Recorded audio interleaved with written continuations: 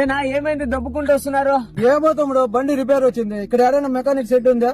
అయ్యో మెకానిక్ షాపా? Mechanic shop ఇక్కడెక్కడ ఉందన్నా? మీరు 4 కిలోమీటర్లు పోవాలి. ఓయమ్మా, 4 కిలోమీటర్లతో పోలా? నా కథ అయిపోయింది తమ్ముడు.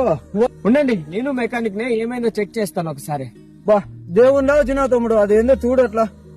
అన్నా ప్లగ్ పోయిందన్నా, కొత్త ప్లగ్ వేసుకోవాలి. నా దగ్గర ఒక ప్లగ్ ఉంది, బండిలో వేస్తున్నా. సరే వేసేయ్ తమ్ముడు.